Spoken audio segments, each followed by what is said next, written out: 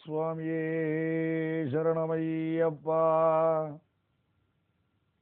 మండల దీక్ష పూర్తి అయిన పిమ్మట భక్తులు ఒక సుదినాన ఇరుముడి కట్టుకొని యాత్ర, శబరిమల యాత్ర బయలుదేరుతారు.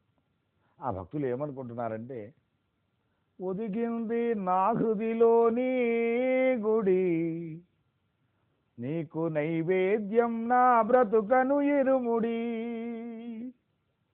ఒదిగింది నా హృదిలోని గుడి, నీకు నైవేద్యం నా బ్రతుకను ఇరుముడి. ఓ నిరుపమాన తేజోమూర్తి, ఇలలో ప్రతి నోట నీ పేరొక నానుడి. స్వామియే శరణమయ్యప్ప, అయ్యప్ప స్వామియే శరణమయ్యప్ప అనుకుంటూ తమ దీక్షాకాలమునందే కాకుండా తన జీవిత కాలంలో తాను చేసినటువంటి పాపము పుణ్యము అనేటువంటి లెక్కను ఇరుముడిగా కట్టి స్వామివారికి అభిషేకించవలసినటువంటి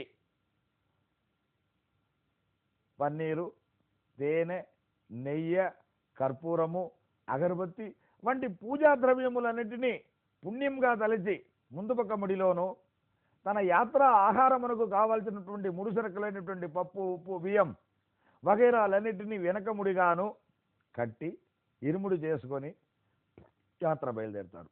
అంటే ఇందులో కూడా ఒక పరమార్థతత్వం ఉన్నదన్నమాట.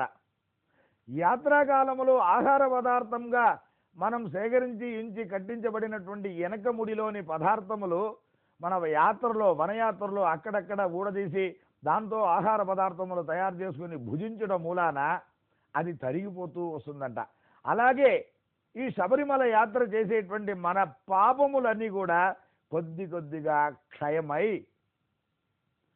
పరిపూర్ణమైనటువంటి పుణ్య సమృద్ధి నిండినటువంటి ముందు పక్క ముడి మిగిలి అందులో మన భక్తి, శ్రద్ధ, విశ్వాసం, ఆచారం, అనుష్ఠానం అనబడు మండల దీక్షతో నారికేళములోని అహంభావ జలమును తీసి అందులో పోయించబడినటువంటి ఆత్మ అనేటువంటి ఆజ్యమును స్వామి సన్నిధిలోకి తీసుకువెళ్ళి అక్కడ పగలు కొట్టి ఈ ఆత్మ స్వరూపమైనటువంటి ఆజ్యమును ఆ శబరిమలేశ్వరుడు, హరిహరసుతుడు, తారక ప్రభు అయినటువంటి స్వామి యొక్క పరమాత్మ మీద పోసి అభిషేకము చేయు వేళ అక్కడ జీవాత్మ పరమాత్మ సంయమనం కలిగి మనం స్వామివారిలో ఐక్యమైనట్టుగాను, పాపములన్నీ క్షయించిపోయినట్టుగాను ప్రతీక చెప్పుకుంటారు.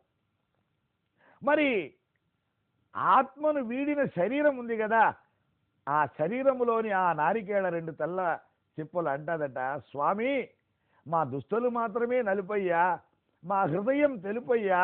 ఆ తెల్లని హృదయంలో తెచ్చినటువంటి ఆజ్యాన్ని పరమాత్మ అయినటువంటి నీ మీద మేము పోయగానే మేము నీరు లయించిపోయినాం.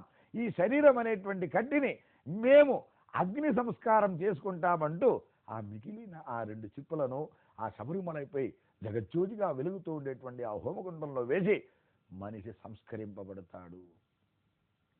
అంతవరకు తాను చేసినటువంటి పాపము పుణ్యము రెండిటినీ భగవదర్పణం చేయుట చేత వీడు ముముక్షుత్వానికి, మోక్షానికి అర్హుడైపోతాడట.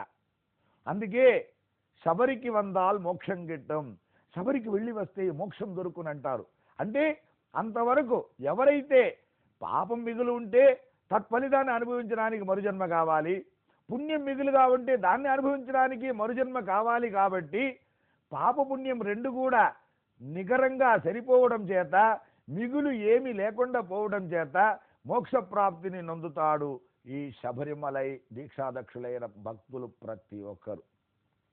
ఈ పరమార్థ తత్వమును తెలుసుకొని ఇహలోకంలో తాను తిరుగు ప్రయాణం వచ్చిన తర్వాత అప్పటి నుంచి తాను ఏమి చేయాలి, పాపము చేస్తున్నామా పుణ్యము చేస్తున్నామా అనేటువంటి లెక్క ప్రకారం ఆలోచన చేసి ముందుకు సాగితే శేష జీవితం ఆనందదాయకముగాను, పరమాత్మ ప్రీతికరంగాను, జనాకర్షణీయంగాను ఉంటుందంటారు పెద్దలు.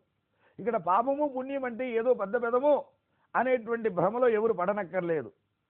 తన శరీరం అనేటువంటి ఆయుధముతో ఇతరులని హింసించుకుంటూ చేసేటువంటి ప్రతి చర్యయు పాపకృత్యముగాను, ఈ శరీరం అనేటువంటి దాని ఒక హేతు సాధనంగా పెట్టుకొని కనీసమైనటువంటి సగటు మనుషులకు వల్లైనటువంటి సహాయం చేసుకుంటూ వెళ్ళే వాళ్ళందరూ పుణ్యజీవులుగానే లెక్కించుకోవాలనే కానీ పాపపుణ్యం అంటే భగవద్గీతలో చెప్పినట్టుగానో వేరే వేదాంత ఆధ్యాత్మికంలో చెప్పినట్టుగానో మీరు ఆలోచనలోకి వెళ్ళని అవసరం లేదు.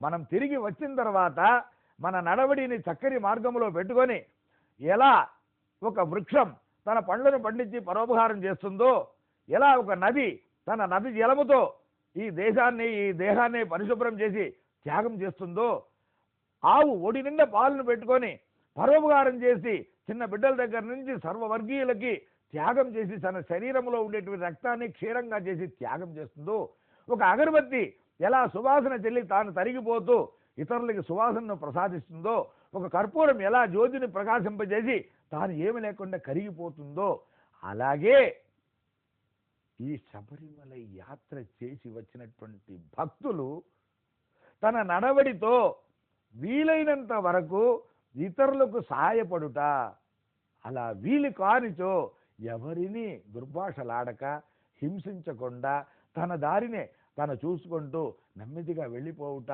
అనేటువంటి దృక్పథములో ఉన్నారంటే ఈ శబరి యాత్ర వీళ్ళకి అనేక విధములైనటువంటి అత్యద్భుతమైనటువంటి మేలును వాళ్ళకి తదుపరి కాలంలో ప్రసాదించును. ఆ అయ్యప్ప స్వామి వారు వీళ్ళకి జ్ఞాన సమృద్ధిని కలిగించి శేష జీవితం అంతయు భగవన్ నామస్మరణలో గడిపి చిట్ట చివర మోక్ష పదమునకు తానే తీసుకువెళ్తారు అనేటువంటిదే ఈ ఇరుముడి తత్వం. ఈ ఇరుముడులను మోసేటువంటి వారు తాను తన యొక్క కర్మవశాత్తు దొరికినటువంటి పాపపుణ్యములను మోసుకొని వెళ్తున్నాము అనేటువంటి దృక్పథముతో ఆ సాన్నిధ్యం చేరుకొని ఆ పరమాత్మలో ఆ స్వామివారి ఇరుముడి చెల్లించుకుంటారని భావిస్తున్నాము. స్వామి శరణం, స్వామి శరణం, స్వామియే శరణమయ్యప్ప.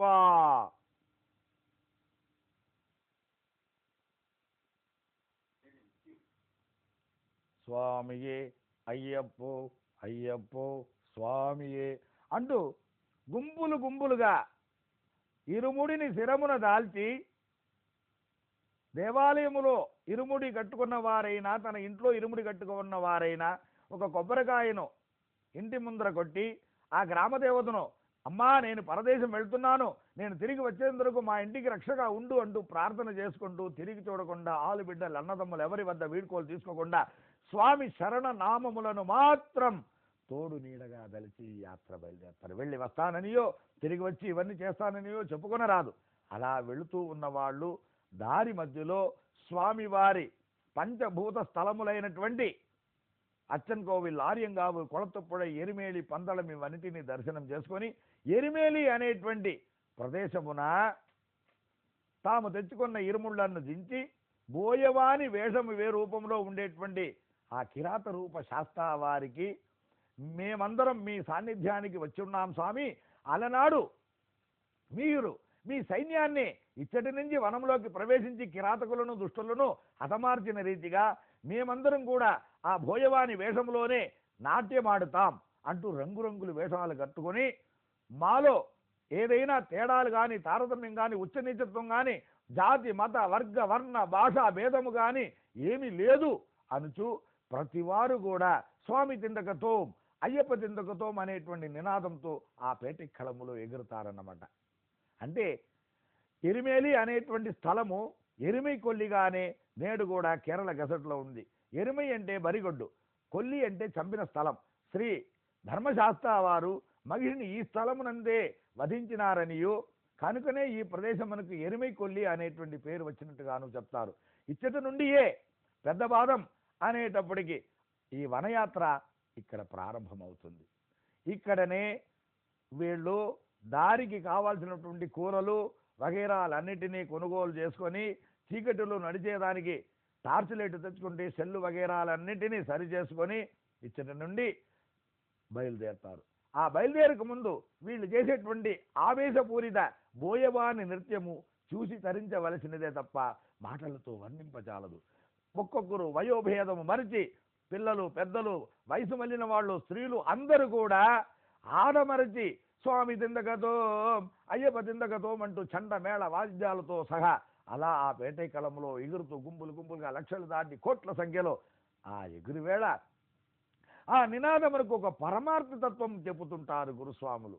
స్వామి తిందకతోం అనేటువంటిది అలనాడు స్వామి నిండి అహత్తు ఓం, అయ్యప్ప నిండి అహత్తు ఓం అన్నట్టుగా ఇంతవరకు నీవు నీ యొక్క నిత్య జీవితంలో పాటించినటువంటి హెచ్చు తగ్గులు, తారతమ్యములు, ఉచ్చ నీచత్వాలు, కలవాడు లేనివాడు అనేటువంటి తారతమ్యాలు ఏదైనాను ఇంతవరకు తెచ్చి ఉంటే అవన్నింటినీ ఇక్కడ విస్మరించుకో.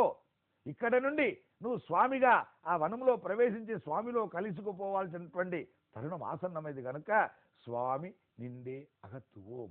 స్వామివారు నీ అంతరాత్మలో ఓంకార స్వరూపుడై ఉన్నాడు. ఆ ఓంకార స్వరూపమే నీలో స్వామిగా ఉన్నది కనుక అందరం ఒక తల్లి బిడ్డలే, జాతి లేదు, మతం లేదు, అందరూ సరిసమం. శబరిగిరి సన్నిధిలో స్నేహమనే సంగమం, పేద లేదు, రాజు లేదు, ఎందులేని అద్భుతం, అంతులేని ఆనందమే అయ్యప్ప దర్శనం అనుకుంటూ అందరూ కూడా స్వామి పాదం అయ్యప్ప పాదం అనుకుంటూ అచ్చటి నుండి ఘోర వనములోకి నడక ప్రారంభిస్తారు. అటువంటి జీవిత యాత్ర పుట్టినందుకు ఒకసారైనా జీవితంలో ప్రతివారు నడిచి తరించి తీరవలసినదగును. ఆ వనయాత్రలో దొరికినటువంటి సుఖము ఇతర ఏ ప్రాంతములోనూ ఎచ్చటను లభించదనియే పడమస్వాములు, కన్నిస్వాములు అందరి యొక్క అనుభవపూరితమైనటువంటి వచనములగును. ఆ ఎరిమేలి స్థలము అక్కడ స్వామివారి ప్రాణమిత్రుడైనటువంటి వావర్ అనేటువంటి స్వామివారి కోటగాను, అటు నుండి 7 కోటలు దాటి మనం శబరి సన్నిధానం చేరవలయనని అంటారు. అచ్చట ఇస్లాము మతావలంబనైనటువంటి వావర్ స్వామి వంశీయులు మన యాత్రకు తన ప్రాణ స్నేహితుడైన వావర్ స్వామి యొక్క ప్రసాదముగా అక్కడి మసీదులోని విభూతిని ప్రసాదిస్తారన్నమాట. ఇది ఆ వనములో ప్రవేశించడానికి మనం పొందేటువంటి అనుమతిగా దలచి, రక్షగా దలచి వారు ప్రసాదించే విభూతి ప్రసాదమును నుదట రాసుకొని అచ్చట నుండి మన వనయాత్ర చేయవలసినది ఉన్నదన్నమాట.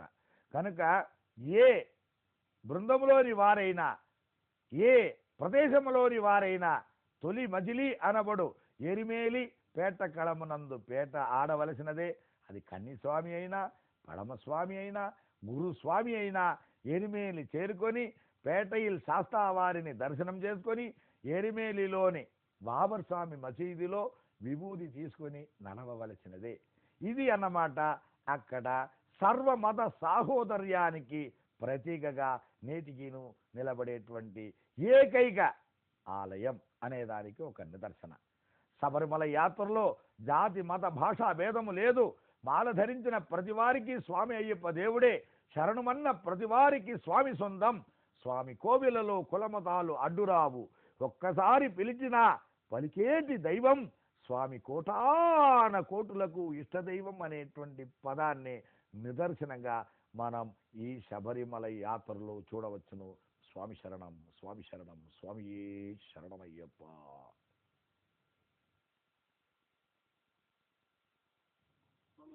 Okay sir. స్వామియే శరణమయ్యప్ప. క్షణక్షణము నాలో అణు అణువో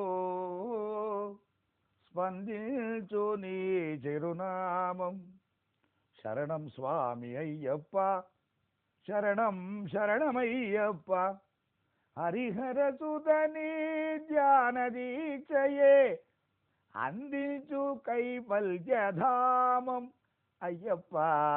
క్షణక్షణము నాలో అణు అణువో స్పందించు నీ చిరునామం అంటూ ఎరిమేలి నుండి బృందము బృందముగా కాలి నడకగా ఆ వన్యమృగ సంచరితమైనటువంటి ఆ ఘోరాదడవిలో చెయ్యనక పగలనక నడక సాగిస్తూ ఉంటారు అయ్యప్ప భక్తులు. వన్యమృగములు సైతం ఈ శరణఘోష విని దారి వదిలి వీళ్ళని స్వామి సన్నిధి చేరుస్తుందంట. ఎంతమంది ఈ దారిలో ఈ వనములో మహాత్ములు మహనీయులు నడిచి వెళ్ళినారో ఆ వనలక్ష్మికే తప్ప వేరే వాళ్ళకి లెక్క పెట్టడం అలవి కాదన్నమాట.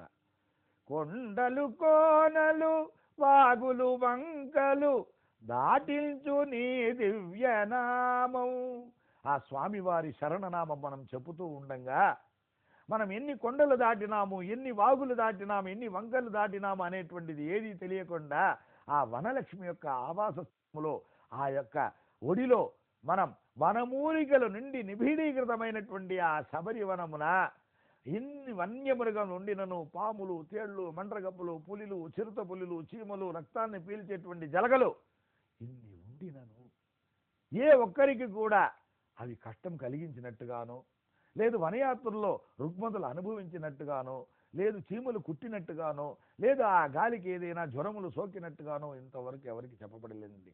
అలాంటి జ్వరపీడితులు కూడా ఈ మూలికాయుక్తమైనటువంటి వృక్షపు యొక్క వాసన నిండినటువంటి గాలిని పీల్చుట చేత రోగ విముక్తులయ్యుటయు, దారి పొడుగున ఆ వృక్షం యొక్క వేర్లను కోసి కొట్టి ఆ కట్టులుగా పంట చెరుకులుగా చేసి అక్కడ పరిగెత్తేటువంటి సెలయేరులోని ఔషధయుక్తమైనటువంటి నదీ జలములతో వంటలు చేసుకొని భోజనం చేయవేళ ఆ వనభోజనము చేత ఉదర కష్టము, ఉదర రోగము, శారీరక రుగ్మతలు కూడా తొలగిపోతుందంట.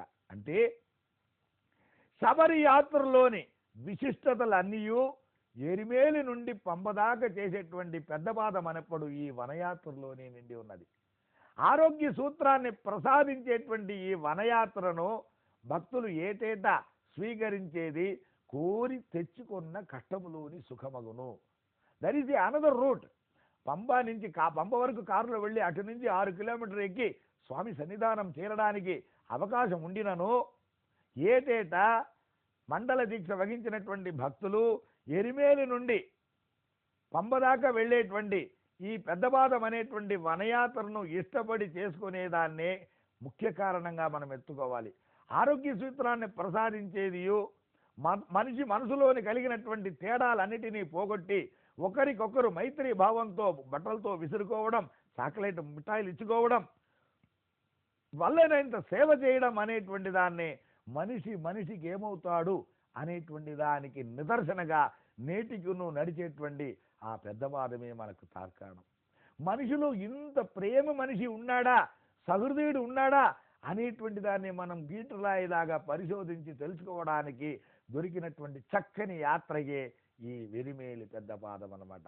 ఆ ఎరిమేలి, కాళగట్టి, అழுద, ఇంజిపార, ఉడుమల, కరివలాందోడు, కరిమల ఏట్రం, కరిమల ఇరక్కం, పెరియానవట్టం, సిరియానవట్టం అనుచు అనేక తావళములలో అక్కడక్కడ కొబ్బరాకి బందురులో అచ్చటి వాళ్ళు ఏర్పరచుండే విరులలో ఆనందముగా బస చేసి అక్కడ దొరికేటువంటి గంజి కప్ప లాంటి దాంతోనూ లోని వంటలతోనూ తయారు చేసి ఆ వనభోజనాన్ని భోజనం చేసి అందరం మనం ఒకళ్ళకొకళ్ళగా ఉన్నాము, ఈ మృగములు సైతం మనకు రక్షణ కల్పిస్తాదే తప్ప మనల్ని భక్షించదు అనేటువంటి దృఢ విశ్వాసంతో నా వద్ద స్వామి శరణ నామం ఉన్నది, ఆ శరణనామం వజ్రాయుధమునకు మిన్నగా నన్ను రక్షిస్తాది అనేటువంటి విశ్వాసముతో అచ్చట నిర్భయంగా భక్తులు పడుకుంటారు.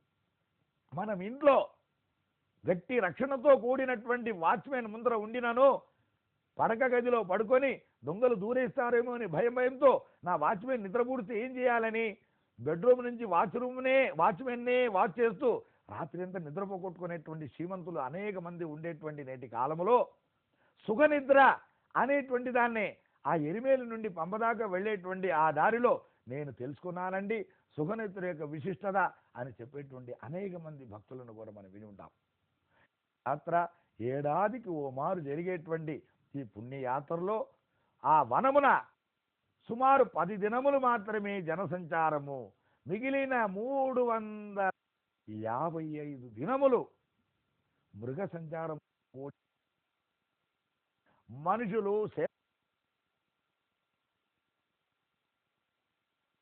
బాటని దారిగా తీసుకొని అచ్చటచ్చట వన్యమృగములు సంచరించేటువంటి ప్రదేశం అవి సమీపించకుండా ఉండడానికి టపాసులు పేలుస్తూ స్వామియే అయ్యప్పో అయ్యప్పో స్వామియే అనుకుంటూ ముందుకు సాగుతారనమాట.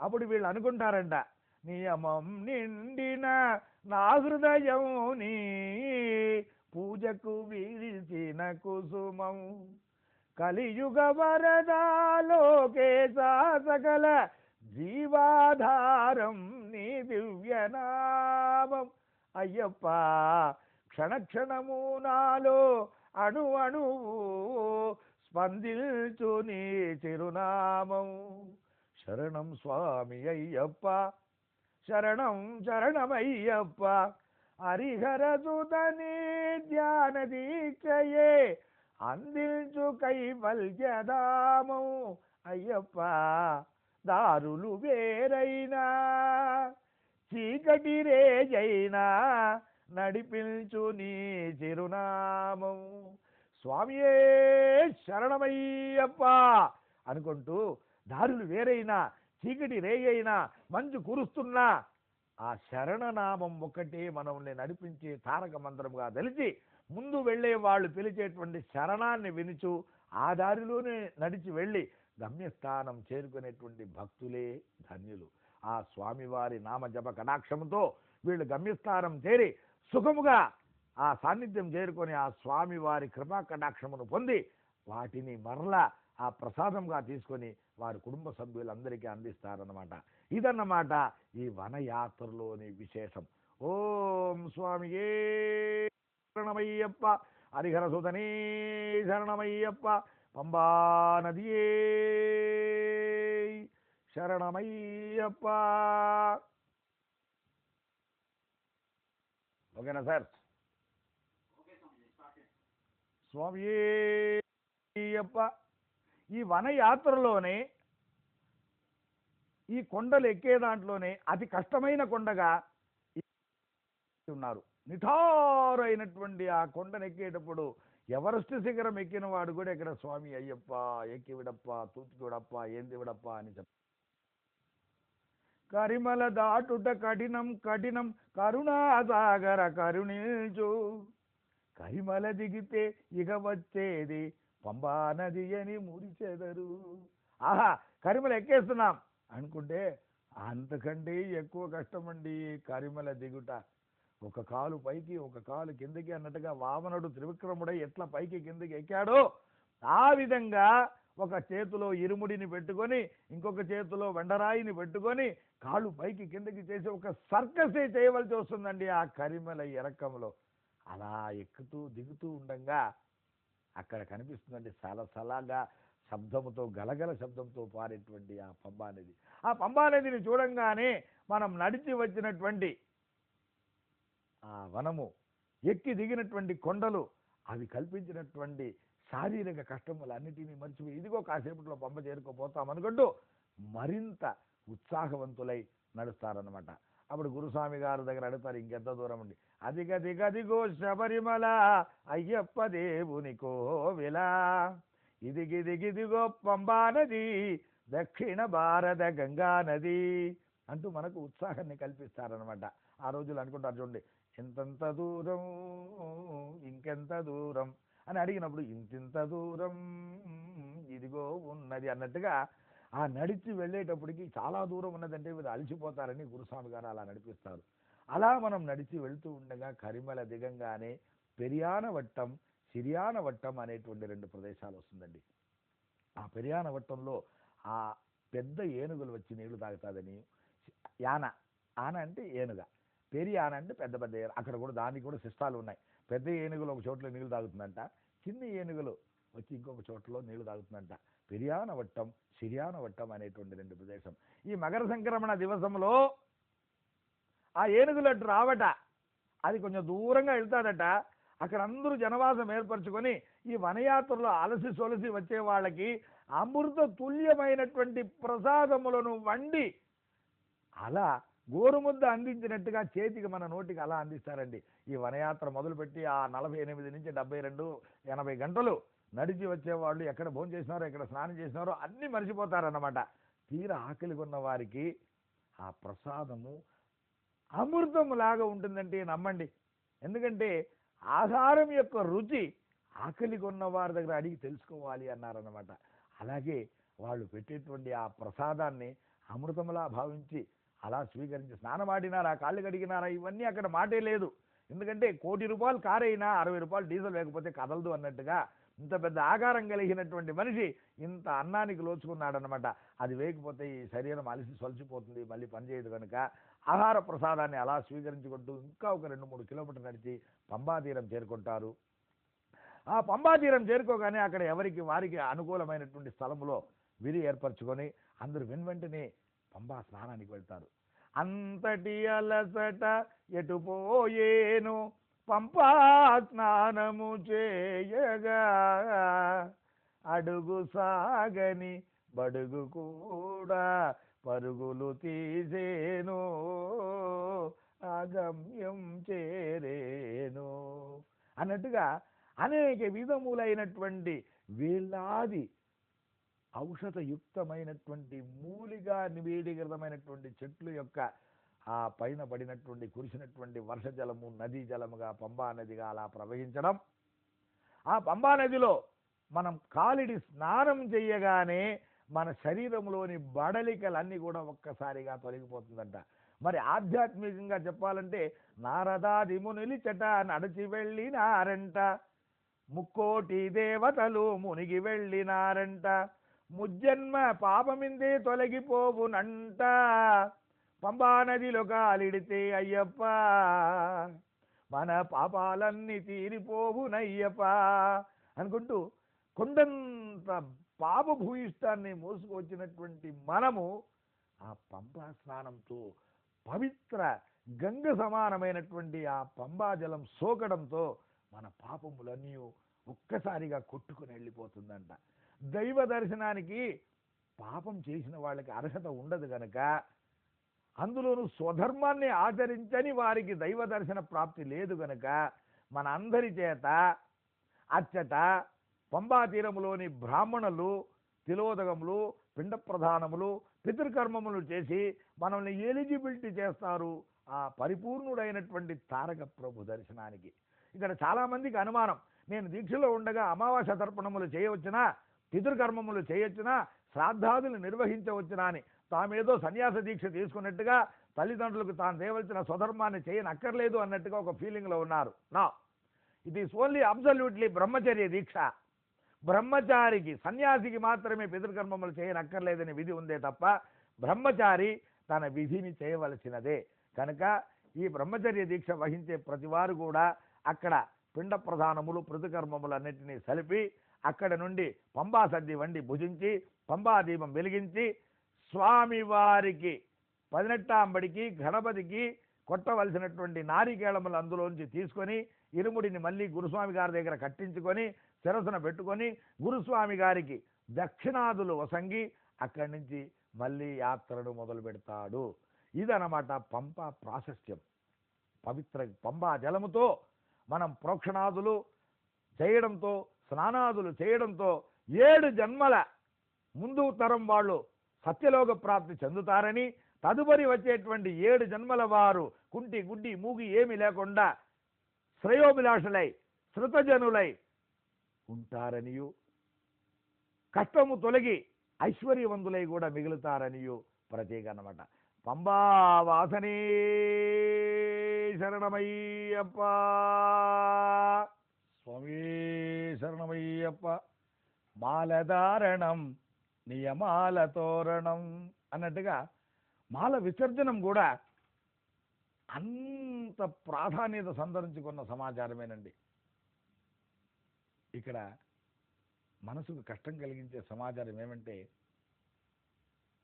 దారిలోనే ఈ స్వామి దర్శనం చేసుకుని పంబ దిగక ముందుగానే పంబలోనూ లేకుండా అక్కడ ఇక్కడ ఈ మాలను అలా తీసి అవతల మాల మెడలో ఉండకూడదని పారేసి వస్తున్నారండి. ఇది ఎంతటి శోచనీయమైన సమాచారం అంటే, నేనుదా ఇల్లు కొనుగోలు చేసినాను, ఇల్లు నా దగ్గర ఉంది కదా అంటూ రిజిస్టర్ ఆఫీసులో ఇచ్చినటువంటి పత్రాన్ని చించి పడేసినట్టుగా ఉంటుందట. ఆ పత్రమే కదా నిదర్శన.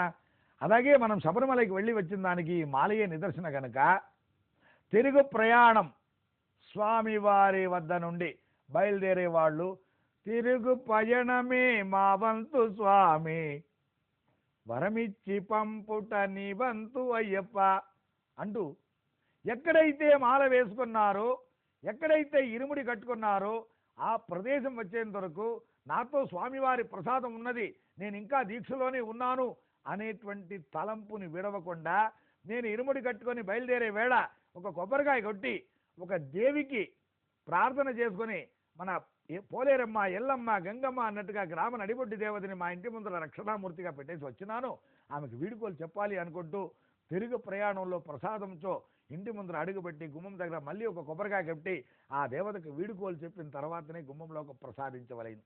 ప్రవేశించి ఆ ప్రసాదంలోనే ఇప్పిపెట్టి ఆ తదుపరియే మాల విసర్జన చేయవలేనండి. ఇది చాలామందికి తెలియని ఒక విషయం. దారి పొడుగున అక్కడక్కడ మాల విసర్జన చేసి దారిలో తిరుపతిలోనూ పళనిలోనూ బోడిగుండు కట్టుకొని ఇంట్లో నుంచి బయట వచ్చేటప్పటికి మేళ తాళాలతో మాలతో ఇరుముడితో వచ్చి మీ సతీమణిని అక్కడ తన పీఠం వద్ద కాపలామూర్తిగా పెట్టి ఆమెను అదే దీక్షతో ఉంచి వీరు మాత్రం దారిలో మాల విసర్జన చేసి దీక్ష విరమణ చేయడం ఎంతవరకు సబబు? ఇది బ్రహ్మచర్య దీక్ష, ఇరువురు కలిసి చేసే దీక్ష అన్నాం. దీంట్లో ఒకరు విరమణ చేయడం ఏంటి, ఒకరు దీక్ష చేస్తూ ఉండడం ఏంటి? ఇరువురు కలిసికట్టుగా తన ఇండ్లు చేరుకున్నాకలా కర్పూరం వెలిగించి శరణకోశలు పలుకుతూ ఆ స్వామి వారిని కొండెక్కించవలేను కర్పూరం ఆరేదాకా.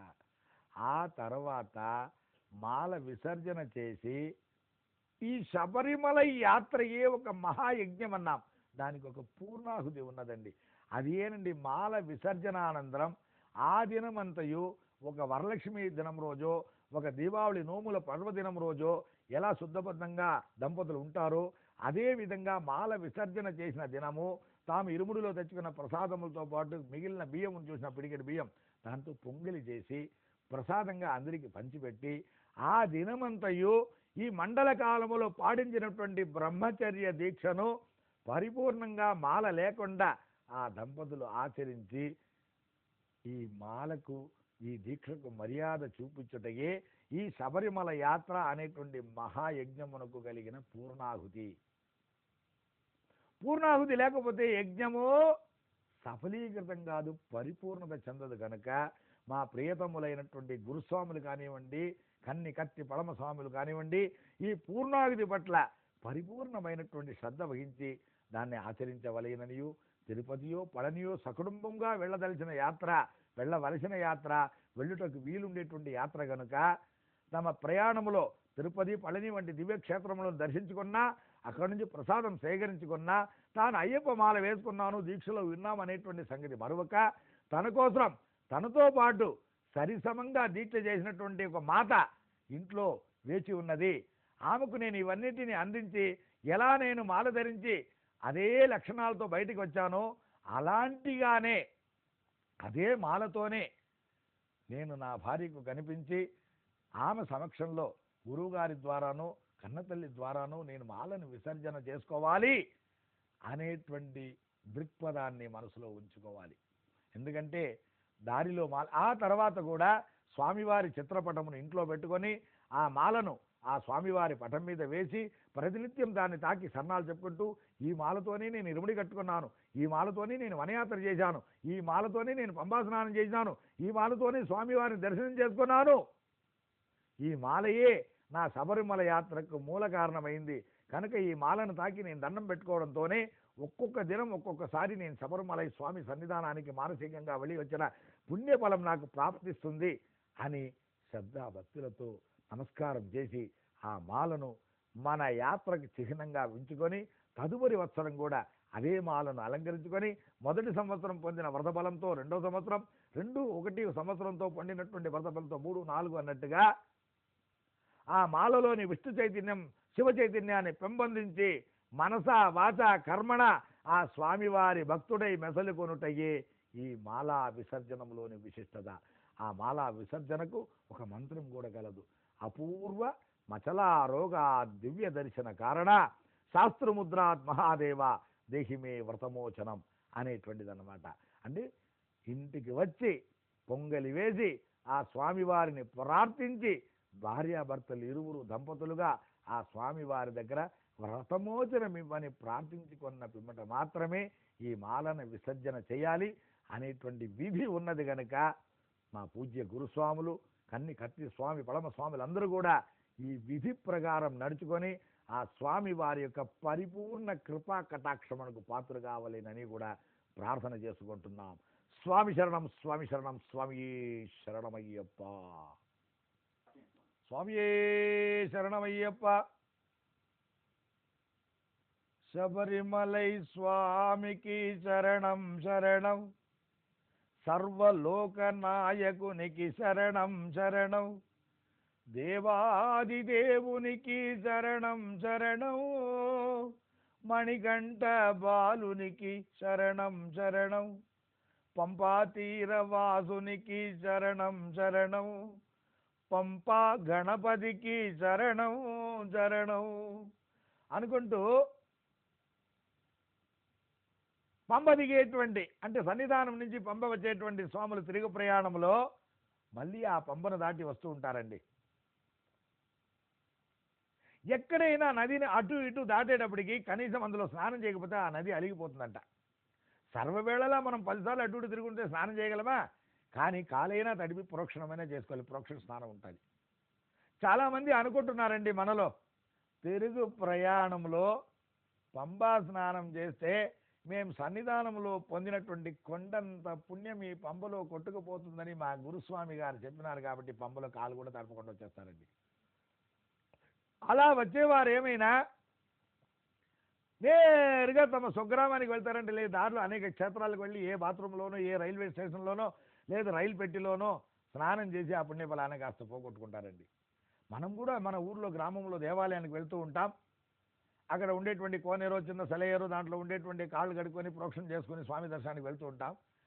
ఆ దేవాలయం నుంచి నేరుగా మనం ఇంటికి వస్తుంటాం కాబట్టి ఇంట్లో ప్రవేశం చేసేటప్పటికి కాళ్ళు కడుక్కోపం లేదు. సత్పురుషులు నడయాడినటువంటి ఆ దేవాలయ ప్రాంగణంలో మనం తిరిగినాం కనుక ఆ పాదధూళిలో నుంచి చైతన్యం మనం ఇంట్లో రాలి మన ఇంట్లో ఉండేటువంటి గృహ దోషం పోతాది అనేటువంటి నమ్మకంతో దేవాలయానికి వెళ్ళి వచ్చిన తర్వాత కాళ్ళు కడగకుండా ఇంట్లో ప్రవేశిస్తారు అనేటువంటి శాస్త్రాన్ని ఆచారాన్ని ఏర్పరిచారు. కానీ ఎక్కడో 4 రాష్ట్రాలు దాటి కేరళలో ఉండేటువంటి ఆ శబరిమలై కొండలు కోనలు మీద ఉండేటువంటి ఆ స్వామివారిని దర్శనం చేసుకొని తిరుగు ప్రయాణం అయ్యేటప్పుడు కూడా మనం అలాగే వస్తామంటే కుదురుతుందా? అది కాకుండా చాలామంది అంటుంటారు, పోయేటప్పుడు పుణ్యతీర్థం స్వామి, తిరిగి వచ్చేటప్పుడు చూడాలి పంబా వాసనే శరణమయ్యప్ప అన్నట్టుగా అది మలిన తీర్థంగా మారిపోయి ఉంటుంది. ఇన్ని లక్షోపలక్షం జనుల యొక్క స్నానం చేత పంబా ప్రవాహం తగ్గిపోవడం చేత కాలు మోపి నడిచి రావడమే కష్టంగా ఉండి మీరేమిటి స్వామి స్నానం చేయమంటారే అని అనేక మంది అడుగుతూ ఉంటారనమాట. స్నానం అనేటువంటిది 6 వగైరాలు ఉంటుంది అనేసి ఇదివరకే చెప్పినాం. తలార స్నానం, తలంటి స్నానం, ప్రోక్షణ స్నానం, విభూతి స్నానం అన్నట్టుగా అనేక విధాలైన స్నానంలో పాద ప్రక్షాళన స్నానం అది కూడా వీలు కానుచో ఆ జలం తాకి అలా ప్రోక్షణం చేసుకున్న అది స్నానం కిందనే వర్తిస్తుంది కనుక అలా మీరు స్నానం చేసిన భావనలో ప్రోక్షణం చేసుకునే వేళ మీ వెంట కొండగా ఉండేటువంటి ఆ స్వామివారి యొక్క అనుగ్రహం అనేటువంటి పుణ్యఫలము కృష్ణార్పణమై 10 పెరిగి మీ ఇల్లు చేరుకుంటుంది. ఎలా కుచేలుడు తన భార్య సుశీల యొక్క ఆజ్ఞ మాట విని కృష్ణ పరమాత్ముడి దగ్గరికి ఏమేమో కోరుకోవాలని వచ్చినా ఆ కృష్ణుడు చేసినటువంటి ఆ రాస మర్యాదలతో పాద సేవనంతో ఏమి అడగకుండా తిరిగి వచ్చేటప్పటికి ఆయన ఇంటికి చేరక ముందుగానే అష్టైశ్వర్యాలు ఈయన ఇంటి గుమ్మానికి చేరుకున్నట్టుగా మనం ఆ స్వామి వారి యొక్క అనుగ్రహాన్ని అలా పంబా స్నానం చేయడంతో అది 10 100 పెరిగి మనం ఇల్లు చేరుకునే ముందుగానే మన కోరికలన్నీ అక్కడ నెరవేర్చబడి మన కుటుంబ సభ్యులందరూ కూడా మన రాక కొరకై ఆనందముగా ఎదురు చూస్తూ ఉంటారన్నమాట. కనుక తిరుగు ప్రయాణములో వెళ్ళేటప్పుడు పిండ ప్రధానములు పితృకర్మములు అక్కడ నంబూదిరి గారి చేత చేయించి మనం పంబా స్నానం ఆచరించినట్లుగానే తిరుగు ప్రయాణములో కూడా నీలిమలై దిగి మళ్ళీ రాముడు, హనుమంతుడు, పార్వతీదేవి, కన్నిమూల గణపతికి నమస్కారాలు చెప్పుకుని యథోచితంగా కానుకలు సమర్పించి పంబ దిగి పంబలో కనీసం ప్రోక్షణ స్నానమైనా చేసుకొని తిరుగు ప్రయాణం కావాలి. మరి దారిలో నిలెక్కల్ శ్రీ మహాదేవ క్షేత్రం ఉన్నది. అలనాడు పరశురాముడు తన అయ్యప్ప స్వామి దేవాలయ నిర్మాణార్థం శబరిమలైని ఎన్నుకున్నప్పుడు ఏ ప్రదేశంలో పెడితే బాగుండని శివస్య హృదయం విష్ణోశ్చ హృదయం శివ అన్నట్టుగా పరశురాముల వారు మానసికంగా పరమేశ్వరుని ప్రార్థన చేసుకోగానే అక్కడ పరమేశ్వరుడు ఈ ప్రదేశమున నెలకొనినాడు గనక ఈ ప్రదేశాన్ని నెలైక్కల్ అంటారు. పెద్ద శివుని బొమ్మ ఆకారంతో ఒక కమాన్ ఉంటుంది, ఆర్చి. అందులోపల నుంచి ఒక 3 కిలోమీటర్లు వెళ్తే కొన్ని వేల సంవత్సరాలు అలవాటులో ఉండినటువంటి ఆ స్వయంభు ఆ పరమేశ్వరుడి యొక్క లింగాకారం ఉంటుంది. దాన్ని నిలైక్కల్ మహాదేవ క్షేత్రం అంటారు. దాన్ని కూడా దర్శనం చేసుకొని యథావిధిగా తిరుగు ప్రయాణమై వారికి కల్పించినటువంటి బస్సు, కారు, ఏ వాహనం ఉంటే మీ దాంట్లో తిరుగు ప్రయాణం కావాలనియు, మీ తిరుగు ప్రయాణం సురక్షితగాను సుఖమయంగాను కావాలనియు ఆ స్వామి వారిని ప్రార్థించుకొనిచున్నాం. స్వామి శరణం, స్వామి శరణం, స్వామి శరణమయ్యప్ప. స్వామియే శరణమయ్యప్ప. శరణములంటే మరణము లేదు, అయ్యప్ప నామమి తారక మంత్రం, తరుణం ఇదిగో వచ్చెను చూడు, శరణకోటిని వ్రాయుము స్వామి, కరుణకోటిని పొందుము స్వామి అని అంటుంటారు పెద్దలు.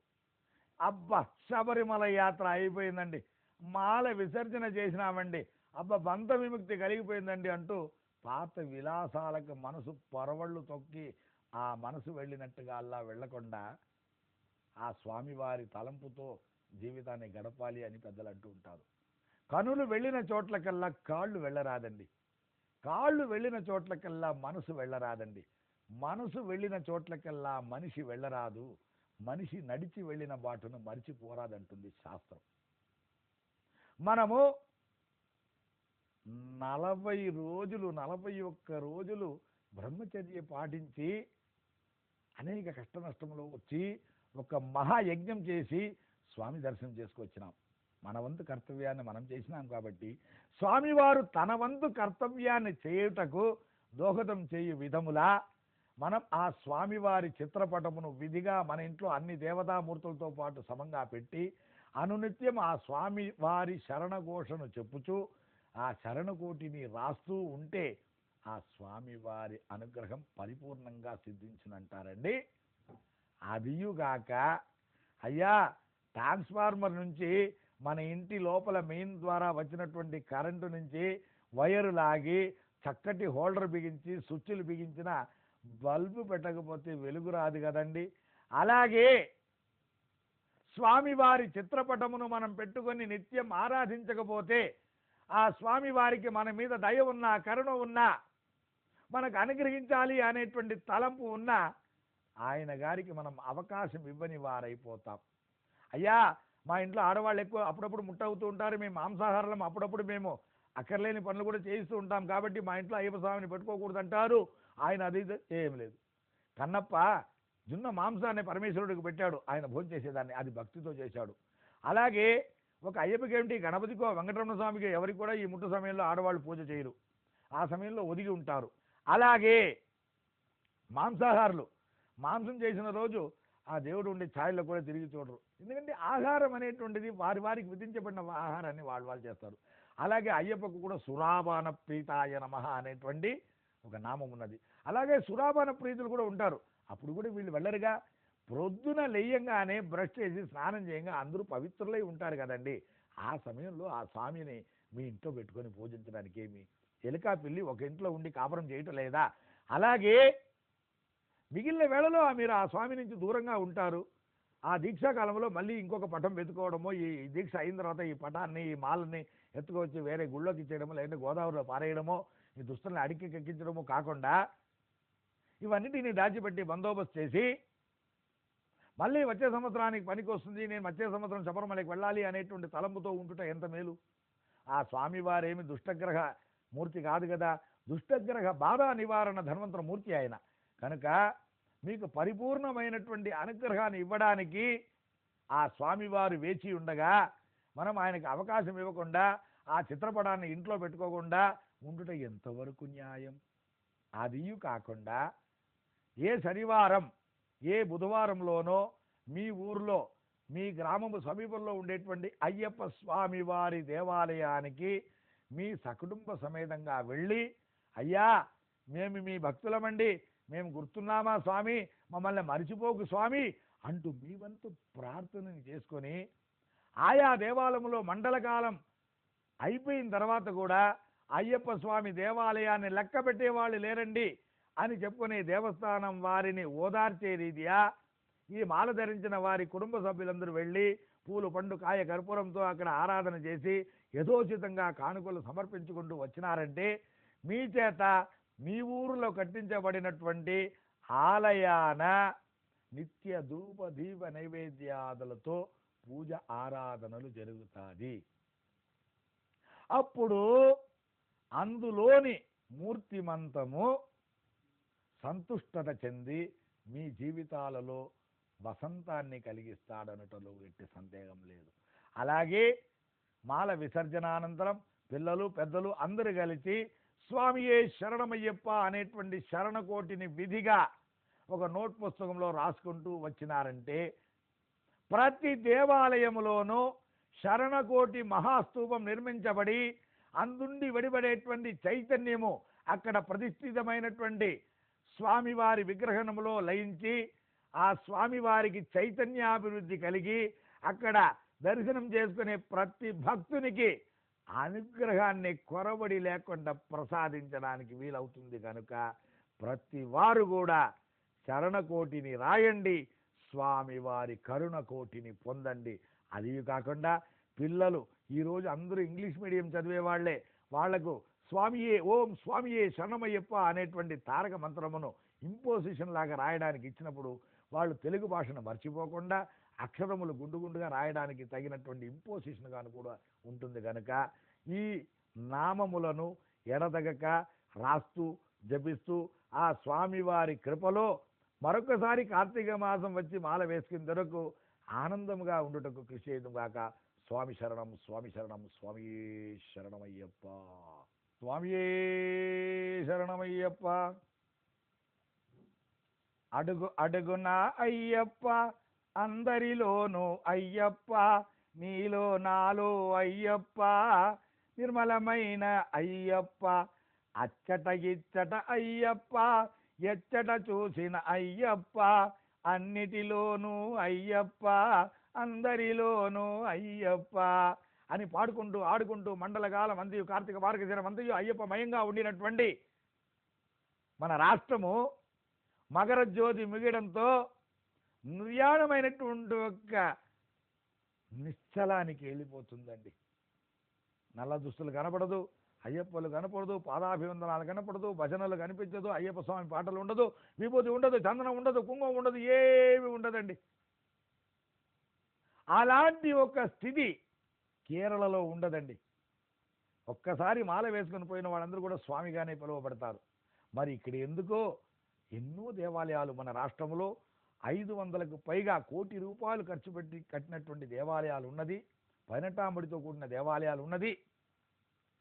అనేక మంది చేరి కమిటీగా ఏర్పడి దానికి పాలనా మండలి వాళ్ళు ఉండినను ఈ యొక్క అయ్యప్ప అనేటువంటి చైతన్యము మకర సంక్రమణంతో అడిగండిపోవడంతో భక్తుల రాక తగ్గిపోవడంతో ఈ అయ్యప్ప దేవాలయం అన్నీ నిర్జర ప్రదేశం వలె మారిపోతున్నది. ఇంకా చెప్పాలంటే కొన్ని దేవాలయాల్లో దీపం వెలిగించడానికి కూడా అవకాశం లేకుండా పోతున్నది అనేది కూడా వినబడుతున్నాం. ఏకశిలా 18 అంబడితో కూడినటువంటి దేవాలయాలు నేడు రాష్ట్రంలో 18 ఉన్నాయి. ఇంకా నువ్వు కట్టుతున్నది కట్టవలసినది అనేక దేవాలయాలు మనకు లెక్కలో ఉన్నాయి. ఇవన్నీ కూడా జగజ్యోతిగా వెలిగిపోవాలంటే మాల ధరించిన ప్రతివారు కూడా వారానికి ఒకసారియో పక్షానికి ఒకసారియో ఆ దేవాలయానికి సకుటుంబంగా వెళ్ళి ఆ దేవాలయ పోషణ మనం నిర్వహించాలి. అలా వెళ్ళలేని వారు సైతం ఆ దేవాలయానికి తన కుటుంబ సభ్యులందరూ ₹1 ఒక తెరిచిన పాత్రలో ఒక్కొక్క రూపాయి వేస్తూ వచ్చి తాము దేవాలయానికి వెళ్ళినప్పుడు ఆ కానుకను స్వామి వారికి సమర్పిస్తే మీ ఇంట్లో పిల్లలు ఎలా భోంచేసి సంతోషంగా ఉంటారో మీరు నిర్మించుకున్న ఆలయములోని అయ్యప్ప స్వామి వారు కూడా ఆనందముగా ప్రసాదం భోంచేసి ఉంటారండి. మనకు కొరవడి లేని జీవితాన్ని ఇస్తారు. మనం అనునిత్యం రాయించబడినటువంటి మనచే రాయబడ్డ ఆ శరణకోటి మొత్తాన్ని సేకరించి ప్రతి దేవాలయమునందు శరణకోటి స్తూపాన్ని నిర్మించి ఆ మూర్తి మంతానికి చైతన్యాభివృద్ధి కలిగించడానికి కృషి చేయాలి. మండలం, మకరం, విషు, ఓణ పర్వదినములలో స్వామి దేవాలయాల్లో ఉత్సవాలు జరుపుకున్నట్టుగా ప్రతి మాసం వచ్చేటువంటి ఉత్తరా నక్షత్రముకు స్వామివారి జన్మ నక్షత్రం నాడు భక్తులందరూ కలిసి స్వామివారికి ఉత్తరా నక్షత్ర పూజ, ఉదయం నుండి సాయంత్రం దాకా ఉదయాస్తమన పూజ, నవాభిషేకములు, అన్నాలంకారములు, సాయంత్రం దీపారాధన, పడి పూజలు, భజనలు సలిపి ఆ స్వామి అయ్యప్పను ఆనందం పరచాలండి. ఆ ఉత్తరా నక్షత్ర పూజ నాడు ఎవరు ఎక్కడ ఉండినను మాల ధరించిన స్వాములు, గురుస్వాములు, కన్నిస్వాములు అందరూ కూడా విధిగా ఆయా అయ్యప్ప దేవాలయంలో చేరి స్వామివారి నామ సంకీర్తనతో తరించి తాము ఆ స్వామివారికి ఆనందాన్ని కలగజేశారంటే అయ్యప్ప ఆరాధన ఆ 2 నెలలు మాత్రమే అనేటువంటి అపవాదు తొలగి సంవత్సరం పొడుగున స్వామి ఆరాధన ఆంధ్రలో జరుగుతున్నది అనేటువంటి సత్కీర్తి కూడా లభిస్తుంది. నేడు ఆంధ్ర నుండి వెళ్ళినటువంటి పూజారియే శబరిమలై తంత్ర పూజారిగా ఉన్నారు. ఆంధ్రులు జరిపేటువంటి ఘన పూజలకు వాళ్ళు కట్టించినటువంటి అందమైనటువంటి దేవాలయంలో కొలువున్న ఆ అయ్యప్ప స్వామి వారి చైతన్యము ఆ శబరిమలై మూర్తితో చెప్పి ఆ శబరిమలైలో పూజలు అందుకున్న స్వామివారు ఆ తండ్రి వర్యులతో అంటున్నారట, త్వరగా నాకు పూజలు కానిచ్చండి. ఆంధ్ర రాష్ట్రంలో ఆ భక్తులు అనునిత్యం నన్ను కొలుస్తున్నారు, నేను వెళ్ళి వాళ్ళకి అనుగ్రహం చేయాలని. ఆ మాటను మనం నిలుపుకోవాలంటే అయ్యలు, అప్పలు, అమ్మలు, అక్కలు అందరూ కూడా కలిసికట్టుగా వారానికి ఒక దినం లేదంటే ఒక పక్షమునకైనా ఒక దినం సమీపంలో ఉన్నటువంటి ఆలయాన్ని దర్శించుకోవాలి, అయ్యప్ప ఆలయాన్ని. అలాగే తమ ఇంటికి వచ్చిన చుట్టవాళ్లతో సహా వెళ్ళి మా ఊరు అయ్యప్ప దేవాలయాన్ని చూడండి అంటూ ఆ అయ్యప్ప దేవాలయానికి వెళ్ళాలి. ఈ అయ్యప్ప దేవాలయ దర్శనం మీకు ఎనలేని అనుగ్రహ కారణమవుతుంది. శరణకోటి స్తూపంతో మీరు నిర్మించినటువంటి ఆ దేవాలయంలోని మూర్తి మందానికి చైతన్యాభివృద్ధి కలుగుతుంది. మీరు ఊరు క్షేమంగా ఉంటుంది. మీ గ్రామాన భూతము, ప్రేతము, డాకిని, గాకిని అనేటువంటి దుష్టగ్రహాలు ప్రవేశించదు. విషూజీ, మహమ్మాయి అనేటువంటి రోగాలు రావు. ఆ స్వామివారు గ్రామరక్షణ మూర్తిగా ఉంటూ మీ గ్రామాన్ని, మీ దేశాన్ని, మిమ్మల్ని రక్షిస్తారన్నమాట. అశ్వం సమారుహ్య వనే చరంతం కోదండ నారాజ సమీకరీభ్యాం అన్నట్టుగా తెల్లని గుర్రమెక్కి స్వామివారు మీ గ్రామం అంతా ప్రదక్షిణం చేసి మీ ఊర్న దుష్టగ్రహములు కానీ దుష్టులు కానీ ప్రవేశించినాక గ్రామరక్షక మూర్తిగా ఉండు కాపాడుతారనమాట. గ్రామరక్షక దేవనే శరణమయ్యప్ప, అయ్యనారప్ప స్వామియే శరణమయ్యప్ప. ఓం మరిగర సుధన ఆనంద చిత్తన్ అయ్యనయ్యప్ప స్వామియే శరణమయ్యప్ప. స్వామియే శరణం. ఇన్నాళ్ళు ఈ కథను విని తరించిన వాళ్లకు, దీన్ని కల్పించిన వారికి, దీన్ని కేటాయించిన వారికి అందరికీ ఆ స్వామివారి అనుగ్రహం పరిపూర్ణముగాను నిండుగాను ఉండవలయును. అందరూ స్వామివారి అనుగ్రహంతో క్షేమాన్ని పొంది మెట్లుగా ఎక్కి ఆ స్వామివారి భక్తులై ఉండి తరించవలయునని ప్రార్థించుకొనుచున్నాం. స్వామియే శరణమయ్యప్ప.